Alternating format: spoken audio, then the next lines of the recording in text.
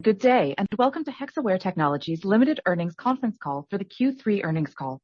We'll begin today's session with a presentation from the Hexaware management team, followed by a Q&A segment. To ask a question during Q&A, please use the Raise Hand feature located at the bottom of your Zoom interface. This will place you in the virtual queue. I'll now hand the conference over to Mr. Niraj Khemka, Head Investor Relations. Thank you. Over to you, Mr. Niraj. Thank you. Hello, everyone, and welcome to Hexaware Technologies Q3 FY2025 earnings call. In the call today, we have with us Mr. R. Sri Krishna, CEO, and Mr. Vikas Jain, CFO. In the course of this call, we may make certain statements which are forward-looking and may involve a number of risks and uncertainties. All forward-looking statements made herein are based on information presently available to the management, and the company does not undertake to update any forward-looking statements that may be made in the course of this call. In this regard, there is a full disclosure which has been included in the investor presentation and the press release. We consider that as read. With this, I'll hand over the call to Keech. Over to you, Keech. Thank you, Niraj. Good morning, everyone. If you could go to 2 slides from now, please. Yes, thank you. Last quarter, we said our business model has shifted right by 1 to 2 quarters. What it meant is 2 things. It meant that deals had slowed down in closure. We expect that to pick up. The second thing is that no matter what deals close, it would have limited impact on our Q3 or limited to no impact on our Q3 and Q4 revenues. That thesis actually is playing out quite nicely. So, we will talk about deals later, but deal momentum has picked up, but it does not have an impact on our current quarter revenue or unlikely to have an impact on our Q4 revenue either. So our revenues were roughly in line with what we had expected, what we had said likely we will do, up at 3.3% quarter-on-quarter on US dollar basis. Our profitability actually improved a little bit, which is normal for a Q3. It puts us in line with what we had said from the beginning of the year, that we will deliver a 17.1 to 17.4 reported EBITDA margin. So YTD is about 17.2. So we are in line to deliver that. Our cash, as always, is very strong. This is a $228 million closing balance after paying for the SMC acquisition. There were several critical leadership updates during the quarter. Shantanu Barua joined us as the head of H&I vertical. He joined us from HCL Technologies, where for the past decade he grew their healthcare business from close to $0 to $1 billion. And that's a new opportunity for us to grow. A lot of our presence is in insurance and life sciences, and healthcare actually is a big opportunity area for us to grow, and Shantanu comes with significant expertise there. Just a few days ago, Iravi joined us as the head of high-tech products and platform, a new vertical we created by splitting our high-tech and professional services vertical. This is something we've been speaking about.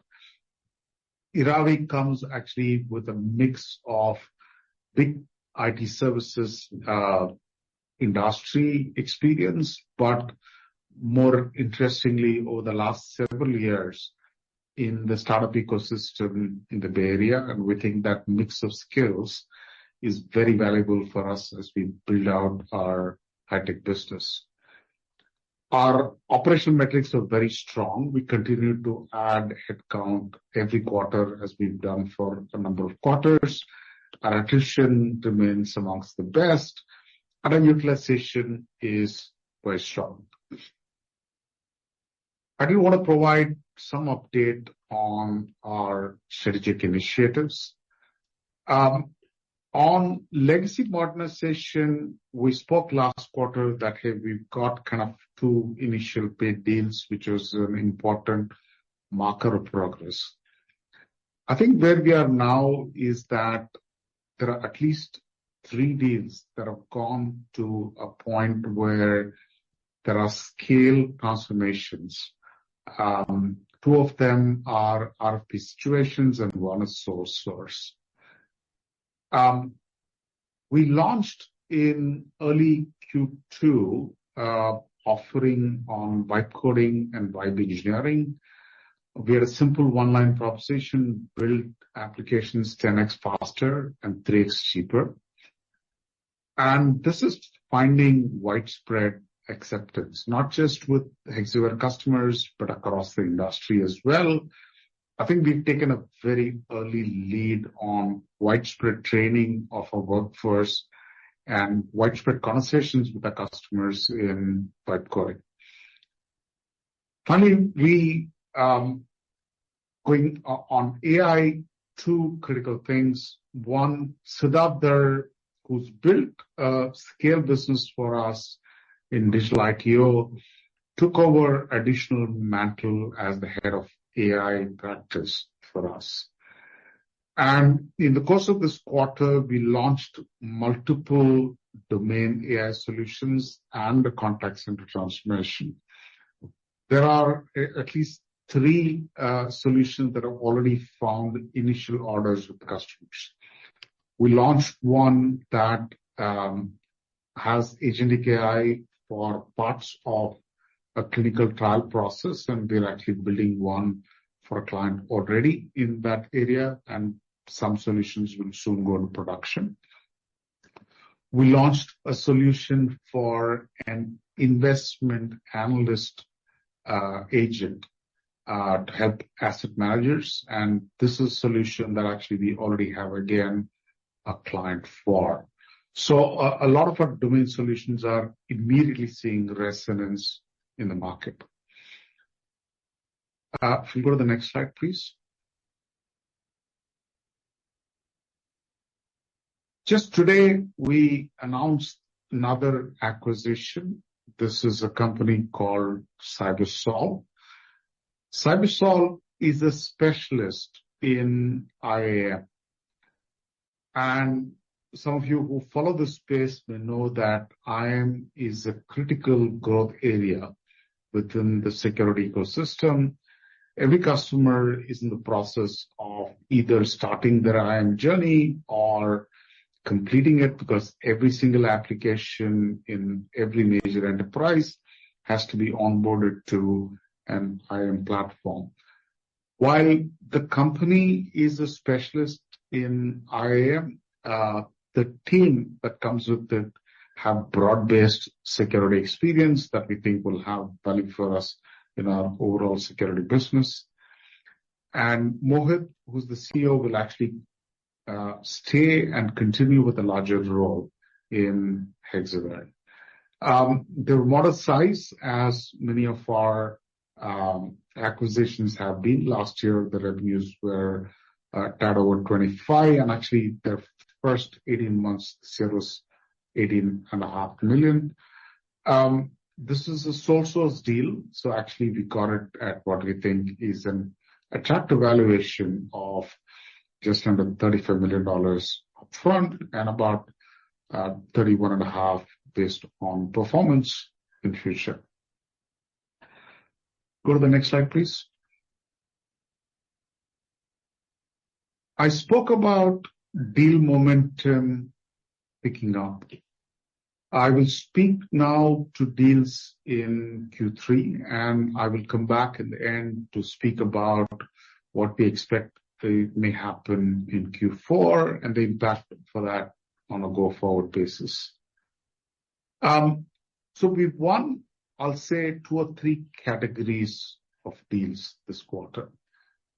The first category is of the 4 consolidation deals that we've been speaking about. We've won 1. This is with a large US and Canadian bank. The second one we won was not an enterprise consolidation, but consolidation of a book of work. This is actually something that came new to the pipeline. It closed rapidly within the quarter. And this is for a very large global insurance company headquartered in Germany. Aside from that, we won a GCC opportunity, aided in part by our acquisition of SMC. People understand that we are serious players in this space. That's the one that you see in the top right-hand corner. We won digital ITO outsourcing deals, 2 of them. One again with a large insurance company. Actually, in this case, it was a rebid situation. We were not an incumbent. We displaced a tier 1 incumbent in this case. And another one that is starting off modest, but the customer is in a space that is rapidly growing. And they provide data center infrastructure, and they're growing very fast, and hopefully our business with them will grow as they continue to grow. We also won product engineering for a global fintech platform company that services a very large number of asset managers and hedge funds. We won a marketing analytics deal. This came from the capability came from our prior acquisition of SoftClick for a large video game streaming platform.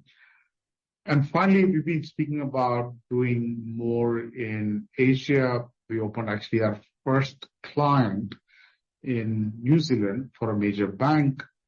And this is tech modernization using Amaze platform. So we are seeing a pickup in deal momentum across categories, smaller deals like the tech modernization enabled by platforms, GCC, consolidation deals. So there's and outsourcing deals, including renewal situations where we were not the incumbent. With that, I'm going to pause and hand over to Vikash. Thanks, Hitch. We can move to the next slide.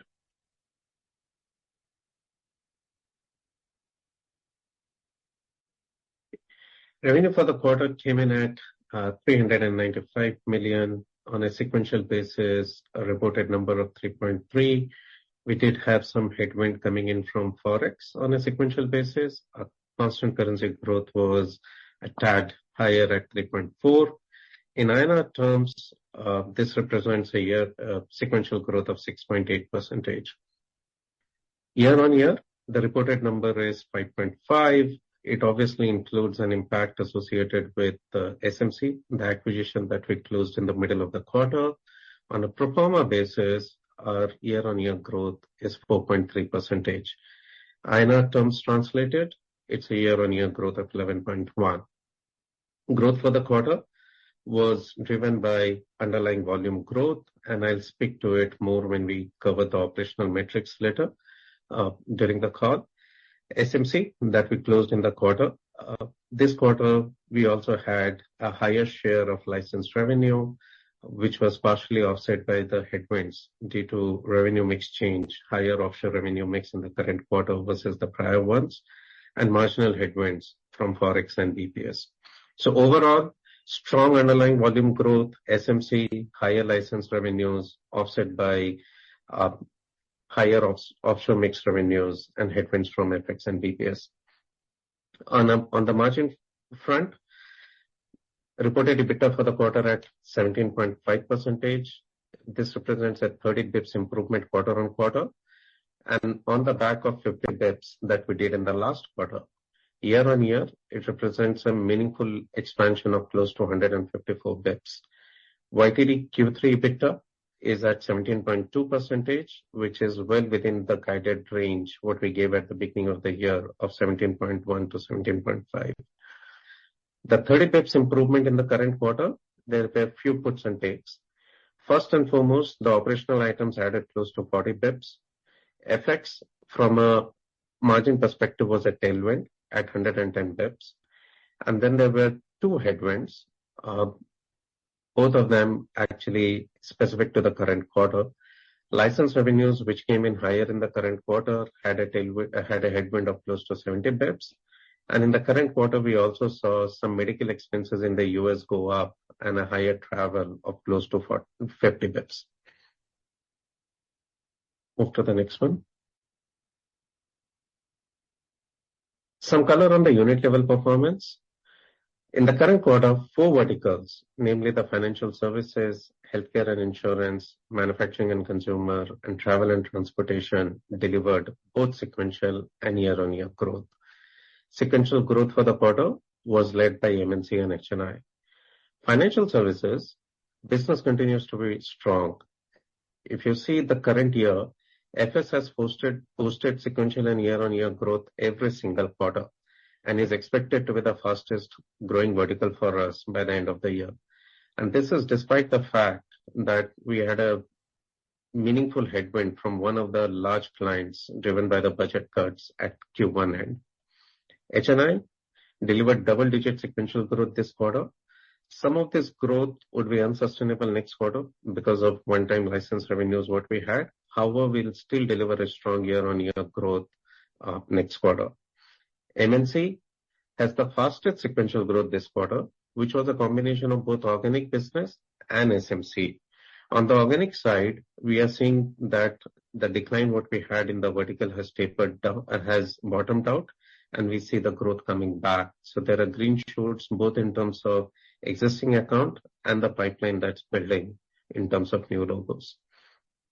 STPS has sequential decline has a sequential and year-on-year decline driven by some of the project closures. We do see a massive opportunity for us growth in the high-tech space, because that's one space where we think we have a significant amount of headroom to grow. And Keech spoke about the fact that we are really excited about Iravi joining us to lead the high-tech vertical. Banking, as we had called out in the prior calls, is seeing a sharp recovery driven by both new deals in existing and new logos. Banking delivered a strong sequential growth this quarter on the back of a solid quarter what we had in Q2. We'll see the growth trajectory continue even from a future quarter perspective. Travel and transportation, the sequential decline is driven more by project closures. So there are some puts and takes within the quarter as to how the project starts and closes. It's going to be in fact, from a full year perspective, GTT is going to deliver better than the overall company growth. From a geo perspective, second quarter in a row that all the 3 geos actually have delivered sequential growth. From a full year perspective, we expect North America to outperform the company growth, while followed by Europe. We do have some bit of a catch-up to be done as far as Asia Pacific is concerned. On the IT and BPS, similar to the last quarter, we see that the growth rate in IT is far accelerating compared to what the BPS growth rates are. Move to the next one. We continue to add meaningful clients to our client base, and that's also reflected in terms of the greater than $50 million accounts is a specific call out that on an LTM basis, the number of $50 million accounts what we have has gone from 3 to 4 on a like-to-like basis. Next.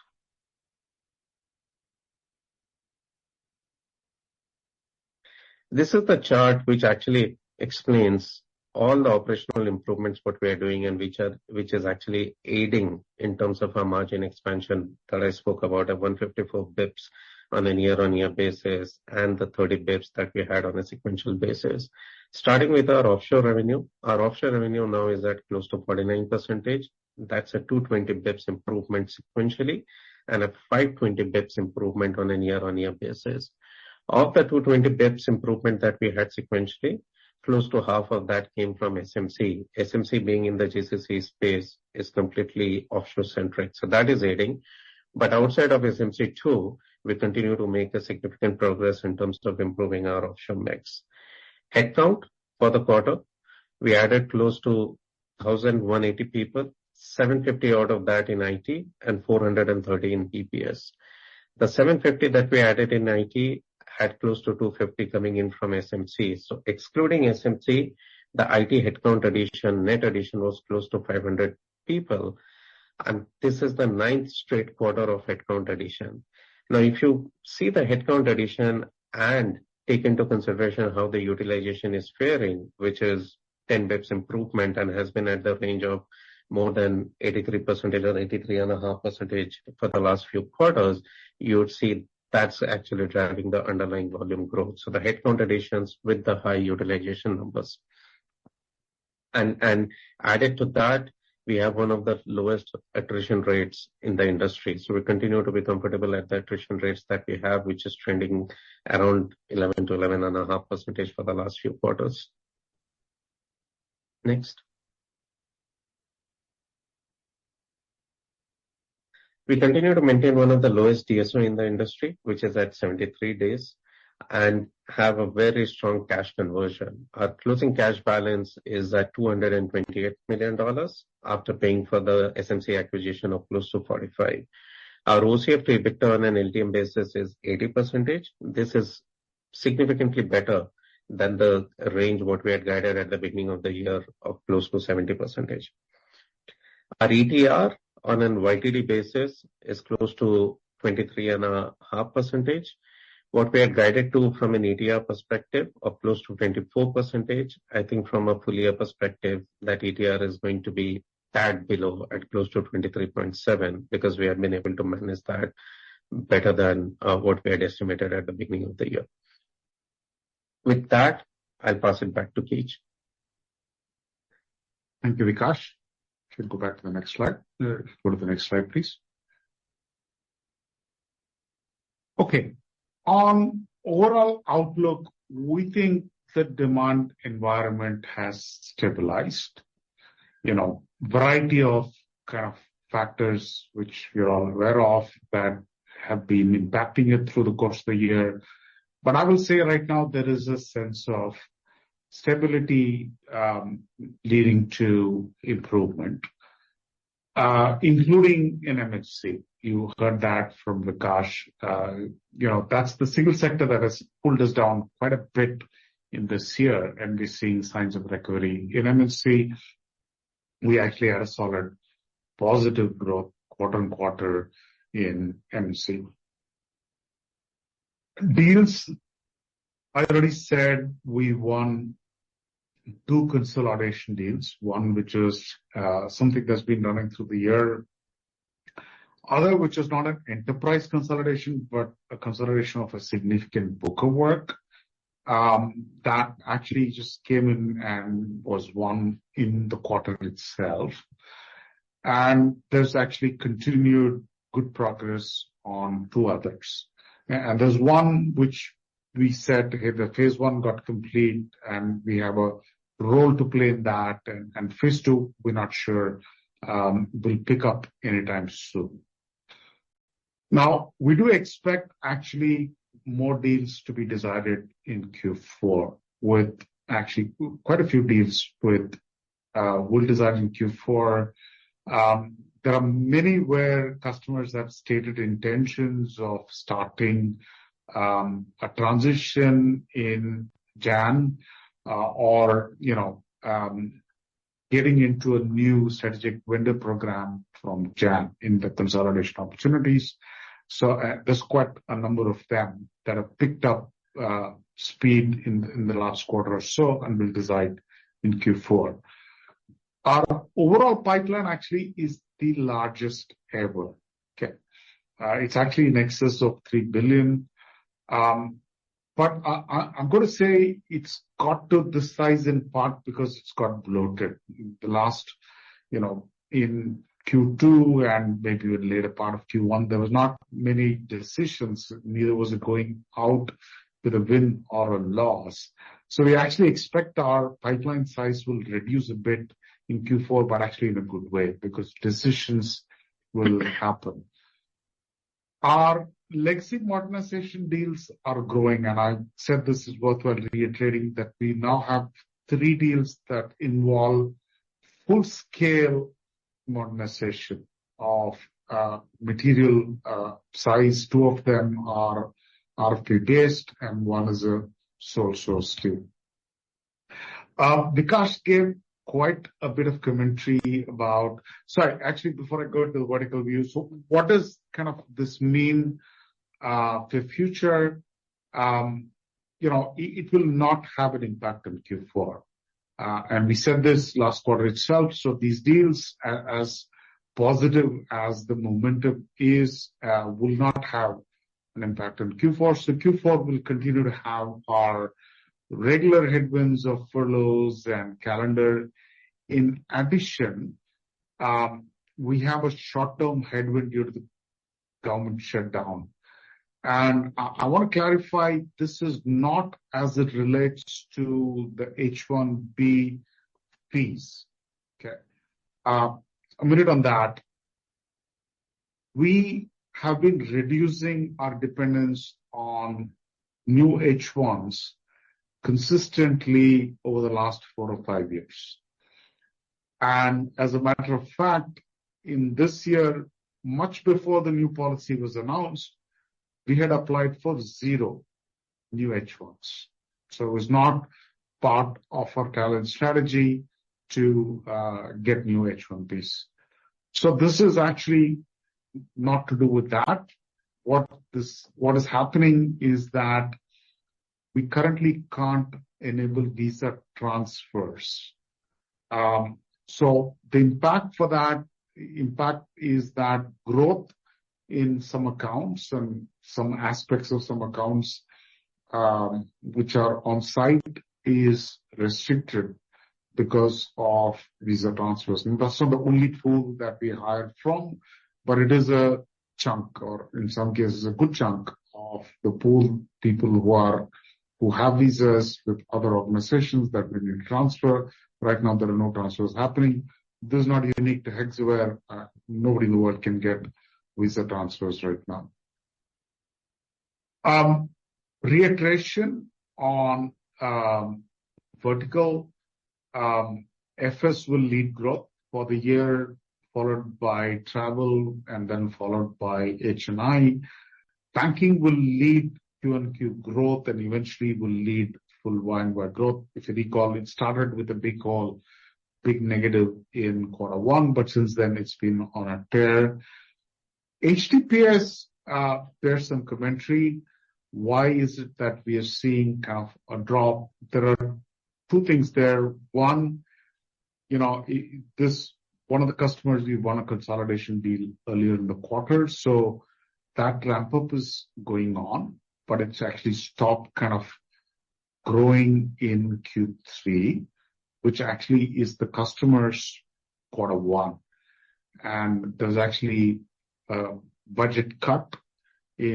significant budget cut in Q1. Some of it is expected. The extent was not. Nevertheless, what it meant is that our growth got curtailed. There's another client which had a very significant budget cut. So this, I think choppiness will continue 1 to 2 quarters, but it'll resume growth. The long-term outlook or even the medium-term outlook for this sector continues to be very strong. Not in Q4, but from Q1 onwards, we will separate reporting for high-tech and professional services. And we expect that over the next few years, high-tech will have rapid growth. And Vikas already said, MNC has good, solid early signs of recovery. Margin, we are narrowing the outlook from 17.1 to 17.4 to 17.1 to 17.2 for the full year. Now, last comment before we turn over for questions. Now, what does all this mean for FY26, calendar 26? Will definitely be better than the current year. Okay. How much better? I think we will provide color when we come back a quarter from now. We are in a budget cycle. We are having conversations with multiple customers, getting a better understanding of the budgets for next year. And also, like I said, there's quite a number of deals that are in the final stage. And a combination of that will tell us how much better we will be next year. And we'll provide color on that when we come back. With that, I will pause and open for questions. Thank you very much. We will now begin the question and answer segment. To ask a question, please click on the Raise Hand button at the bottom of your Zoom interface to enter the queue. Once announced, kindly unmute yourself, state your name and organization, and proceed with your question. If your query is addressed before your turn, you may press the lower hand button to exit the queue. We'll pause briefly to allow the team to assemble the list of participants. In the meanwhile, could you stop sharing the presentations? The full screen. Our first question will come from Prateek Maheshwari with HSBC Securities. Hi, Keech. Hi, Vikas. Thank you for the opportunity. Firstly, I just wanted to check again on your vertical-wise growth. So you said there's some contribution from SMC in your manufacturing vertical. The health and insurance also grew very strongly this quarter. So just wanted to understand if there is anything and what's driving the growth. On MNC, I think even if you exclude the contribution from SMC, it would have still grown quarter on quarter, which is actually a very positive sign for us because that's really been the one that's pulling us down. It'll take a few quarters of quarter on quarter growth for us to get back to full year growth, but I think we have begun that journey in MNC. On HNI, I mean, we were operating without a leader for a quarter or so. Shantanu was awesome. So I feel very good about our long-term prospects in HNI. Okay. And the other one was, Keech, on your acquisition of CyberSolve. So while I think it's a good opportunity, and you mentioned that the growth rate would be about 15%, right? So I just wanted to understand. So the company has grown, the growth or revenue has been stagnant in the recent years. So with Hexaware, what kind of growth will it be for that business? And also, if you could share the margins of that business. See, on growth, but I mean, it is a project-based business. Okay.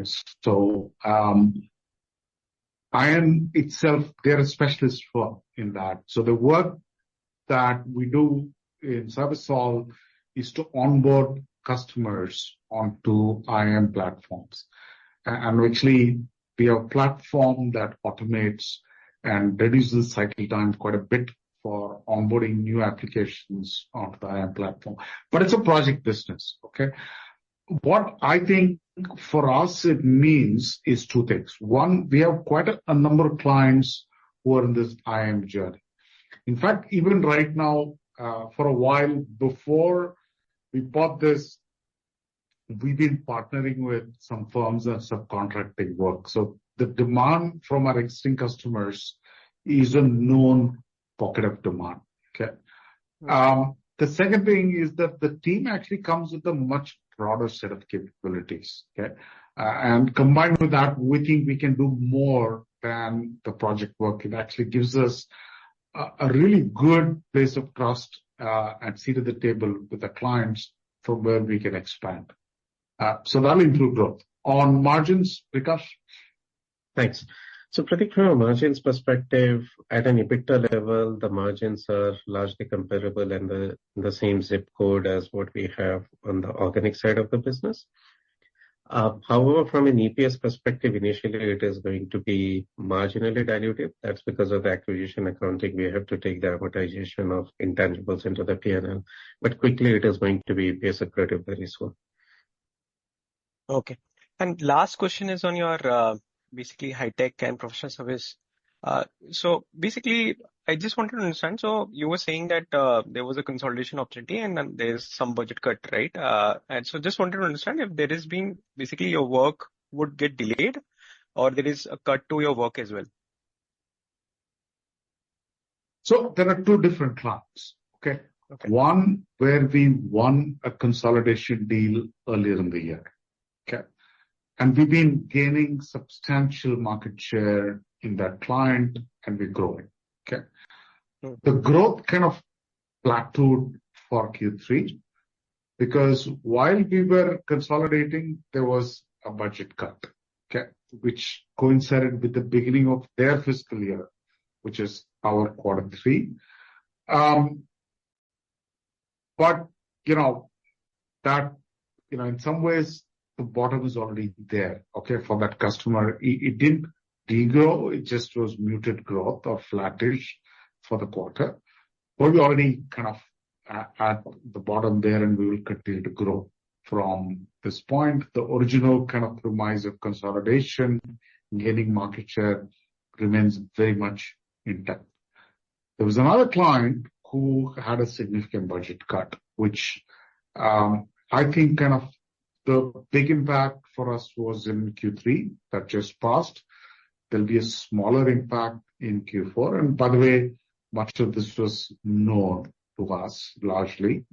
And actually Q4 will kind of bottom out for that client as well. That's why I said in aggregate, there'll be choppiness for 1 to 2 quarters. One is already passed, one more ahead of us, but after that, there will be growth in this particular segment.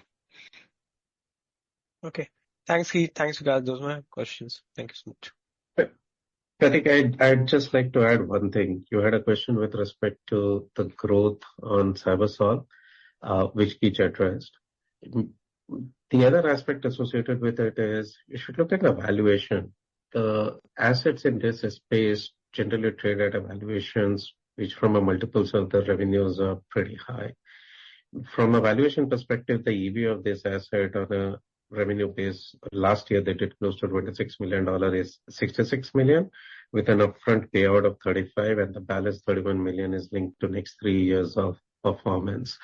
So it's a judicious use from a capital perspective, where acquiring the right capabilities with the very strong management team and good set of logos, but the payouts are all linked to future performance, which obviously are meaningful targets in terms of the growth that we have agreed with the management, which is coming in. So it's the capability acquisition, what's happening from a revenue perspective, what we think can happen from a future perspective, but at the right valuation, which is very important to understand. Thanks, guys. All the best. Our next question will come from Manik Taneja with Axis Capital. Hi, thank you for the opportunity. I had a couple of questions. First one is with regards to some of the near-term challenges that you've highlighted in your professional services customer base. Do you think that becomes an impediment to overall growth in calendar year 26, especially given you also mentioned that you would expect CY26 to be better versus CY25? That's question number one. The second question was with regards to a segmental margin performance. If you could help us understand the puts and takes with regards to some of those movements, especially in verticals wherein you have started to pick up growth, like banking, and even from a professional services standpoint, do you think some of these pressure leads to some pressure on margins? Those would be my questions. Thank you. The short answer to your first question, will PS be a headwind for growth in 26? The answer is no. Worthwhile reiterating, of the 2 clients, one of them, I think the bottom is already behind us in Q3. And the other one, there was one part, actually the bigger part of the headwind was in Q3, a smaller part will be in Q4. Both of these were largely known, and will be behind us when we finish Q4. So it will not be a headwind for us in 26. In fact, it will be a growth driver for us in 26.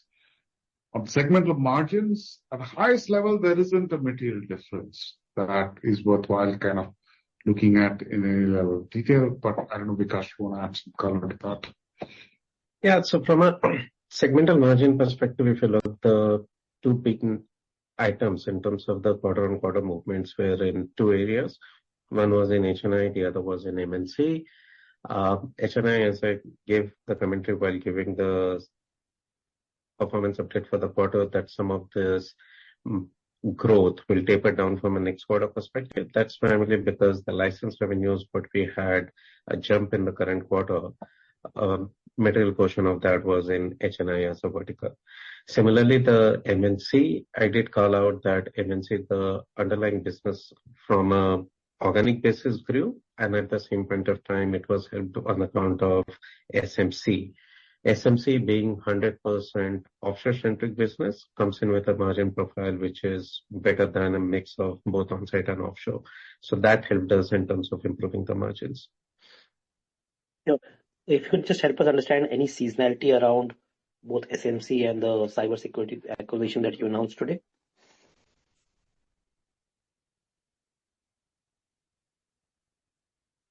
Guys, I mean, when you speak about the seasonality, if you look into our business, the key seasonality is associated with calendar, where Q4 is seasonally a weak quarter on account of calendars and furloughs, and then Q2 and Q3 are the strongest in terms of the calendars. I think that's the similar seasonality what we have in this business. Nothing outside of that. Great. Thank you and all the best. Our next question will come from Abhishek Pathak with MOSL. Hi, team. Am I audible? Yes. Hi. Thanks for the opportunity. Team, my question was pertaining to the range of outcomes that we expect in CY26 with regards to the 4 large deals that we've been talking about. I understand one of those deals has been closed. So can you understand with and without those deal closures, how do you think about CY26 going forward, right? I mean, if they close and they don't end up closing, what's the range of growth outcomes we are kind of looking at? Thank you. I'll say 2 things. Okay, one is that a lot of our incremental growth will not just be dependent on the large deals, right? The 2 kind of that are remaining. It's not going to be wholly dependent on that. I think that can add to some high growth, but improvement in base growth will come without those large deals based on a number of other momentum deals in the market. In terms of overall impact, like I said, all we are in a good position to say right now is that we're better than 25, and there's a lot of puts and takes in the current quarter that will help us provide color on how much. So this range that you're asking for, I think, is a quarter away for us. Understood, Keech. We're talking to customers and budgets, and deal closures more will happen in this quarter. Understood. And as follow-up to that, are you seeing some short cycle deals coming back? Are you seeing decision making improve a little bit overall, which means, or rather, which would kind of confirm our thesis that those large deals might add less and less variance to our business because the short cycle deals will pick up? Are you seeing evidence of that? Definitely, yes. So I already said, I think the growth kind of, for next year, the 2 large consolidation deals that are there in the pipeline is going to really add to growth. Our kind of base growth thesis is not basis those deals. So there's quite a number of, quite decent size momentum deals that are back on the table for closure. Got it. Thank you so much, and all the best. As a reminder, to enter the queue, you may click the raise hand button at the bottom of your Zoom interface. Our next question will come from Abhishek Kumar with JM Financial. Yeah. Hi. Good morning. I have a couple of questions. First on Q4 outlook. Last quarter or the quarter before that, you had indicated that this year you might buck the trend of decline in Q4. Seems like there are new headwinds now. Plus, there is a higher base of Q3 because of, license, which may not recur next quarter. So fair to assume that we are looking at maybe slightly more accentuated seasonality in Q4 this year compared to previous years? I just want to clarify the past first. We did say that in at the end of Q1, but at the end of Q2, the last call we had, we clarified that the deals haven't closed. They've shifted right by Q2. And at this point, no matter what deals we close, we don't see an impact of it for Q3 and Q4.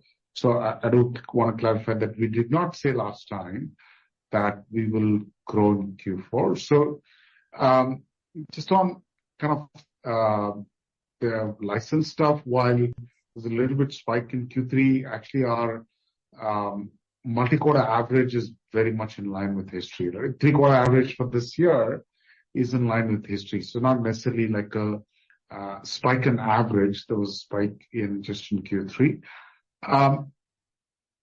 There are seasonal headwinds. We called out the one additional headwind that nobody could have foreseen. It's been there now for 36, 37 days, the shutdown. It'll be a flattish quarter. Okay? We won't get growth, but it'll be a flattish quarter. Sure. Second question is on visa transfers. Just want to understand, what kind of visa transfers are we talking about? Given that we didn't apply for any H-1B this year. So any clarity, and this is related to the, government-sponsored entity business that was ramping up, or is it related to, business as usual?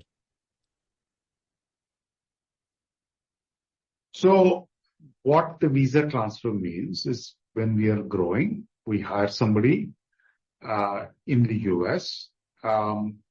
If they're working for somebody else, okay, some other organization, they're on H1 for that organization, we have to transfer that person's H1 from the current organization to us. That process is stopped for 36 days now. Okay. So that's what we mean. This is true for every customer. It's not just for the GSCs. Okay. Everywhere where there's growth in onsite, now quite a bit of that is in the two organizations you referred to, but it's not unique to the business in those two customers. It is anyone, anywhere needs to grow onsite. A part of that growth, the pool of talent is coming from prior H1s. That pool of talent is not actionable, right?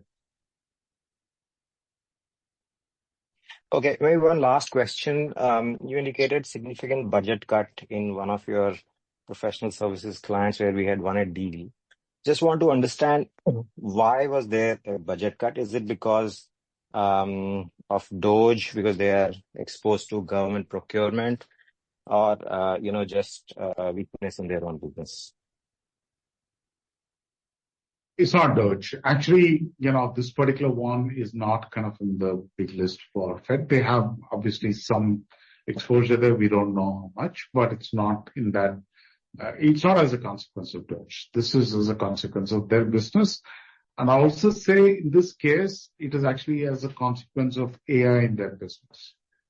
To some extent, it is that. Not necessarily immediately, but what they anticipate will happen. Okay, sure. That's helpful, and all the best. We'll take a question that was submitted in writing. If you could help us with the timing and quantum of wage hikes, and how do they compare with possibly what you've been given in the more recent past? So we provided wage hikes from October 1st. It was modest compared to prior cycles, but it's much better than the industry. And our employees appreciate that. And as another reminder for our audience, to enter the queue, you may click the raise hand button at the bottom of your Zoom interface. And we'll take another written question. Is pricing deflation already visible in renewals or new deals? So every kind of every deal has an impact of AI baked in on a go-forward basis. So outsourcing, there's more productivity than before. In SDLC, so I referred to it briefly. I think there is solid acceptance of AI in every phase of the SDLC.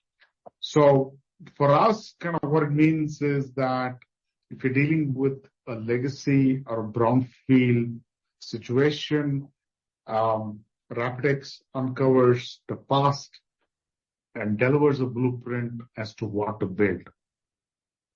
And once you have what to build, then it is a variety of kind of coding tools that help customers reduce the build cost. In addition, we introduced this new service called Vibe Coding that has significant impact on cost and time in the early cycle of greenfield development. So there is an impact on how much kind of effort it will take to deliver this. On the other hand, part of a thesis has consistently been that it will get more than made up for by increased volumes. And legacy modernization is a great example. It's a volume that didn't exist before. It is possible now because of AI. For our next question, we'll return to Prateek Maheshwari with HSBC Securities. Hello. Thank you for the follow-up. I just wanted to, could you remind us on your margin expansion? So I think the ERP-related savings are still yet to come, right? So just wanted to understand how, what's the plan for that? And the second thing, could you also add what could be the furlough impact that you guys may face next quarter?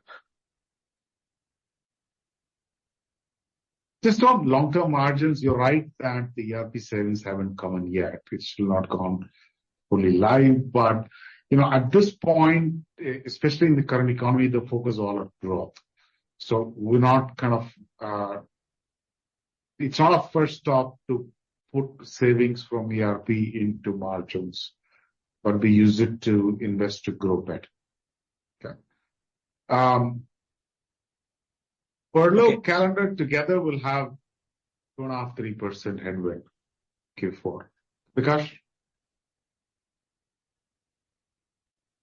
Yeah. So you addressed it, but in terms of the puts and takes, Prateek, from a current quarter perspective, just to reiterate what I mentioned from a 30 bips improvement on a quarter-on-quarter, 40 bips was from operational items, primarily the utilization improvement what we had and the mix improvement by close to 220 bips.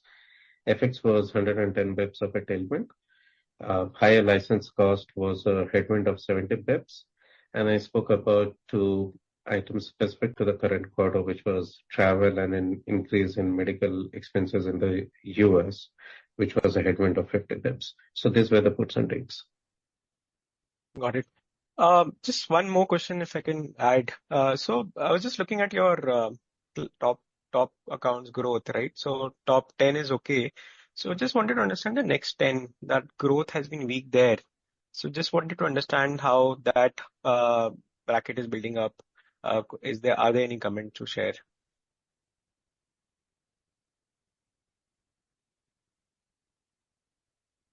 Vikas?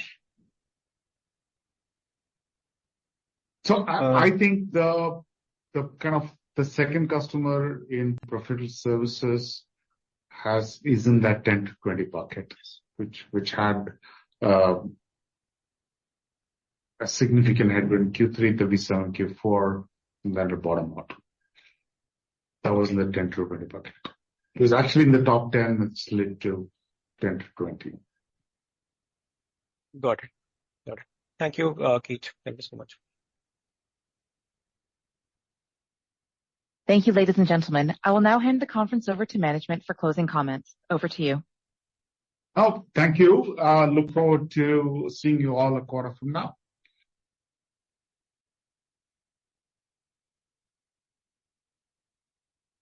Thank you.